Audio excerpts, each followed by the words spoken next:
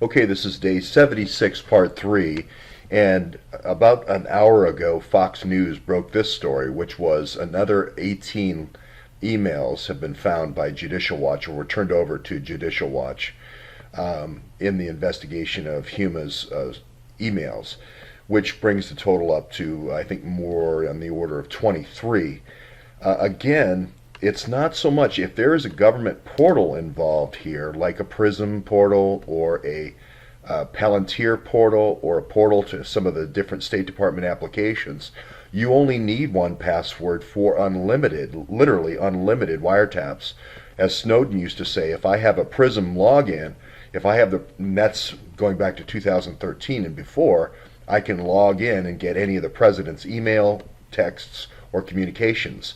That was the president's email, so I think that was Obama's email, so I think he could get anybody's email with a PRISM login. So the wiretap was very much in play. Deep dives were very much in play for the Russians, for Sushchin, with just that email. Here's a brief clip that Luke played, which is after the news of this 2012 hack came out in July of 2012. A few days later is when Huma gets her passwords and then immediately starts forwarding classified emails. Account. In 2012, it's well known that Yahoo has these issues. It's all over the news on a particular date that it's been hacked. 5 days later, she's sending classified information about Syria to Yahoo. So that is the key there, is that if in these new 18 emails, if portals are involved, and I can't overemphasize that, the follow-on to the portal of PRISM being the Palantir portal, which includes the surveillance type information, the human surveillance, not just signal intercept, but more of the electronic surveillance of tracking you by satellite, by cell phone, geolocation, geolocation type tracking, the parallel construction type tracking that happened to me in Ohio. That is very much used for operations of going into people's houses and doing these night raids and so forth. So it's upscaling, up-leveling the type of surveillance, the human intelligence and human surveillance that you can do, not just electronic surveillance. So, and again, you would not need that many passwords. You would not need that many for these systems. If you have access to Palantir, if you have access to PRISM, that's all you need. Now, there was a hack almost every year after 2012 of Yahoo. So it was 2012, 2013, 2014, 2015, and 2016. And she was sending, so only 5 emails would be needed to keep someone updated with those systems. 18 emails could keep you up to date with Palantir and PRISM and even a State Department email login if they change their emails once a year. So this is the part that I think is getting missed, is even with a few emails, even with only 18. Now, I think the number is going to be 500,000 that were actually ended up being forwarded in an automatic syncing methodology.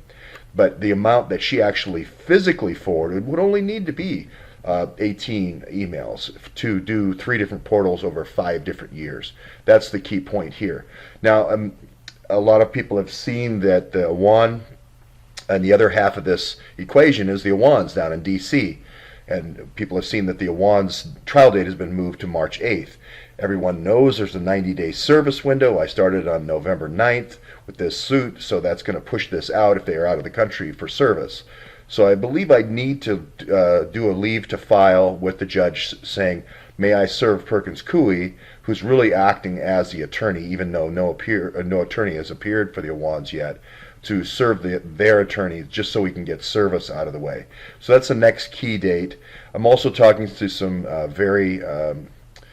some interesting attorneys here in D.C. in addition to McDuff to kind of put together the legal team to represent class. And I will show Judge Contreras that we will have very adequate legal representation for the class of about 1,000 plaintiffs that we have right now.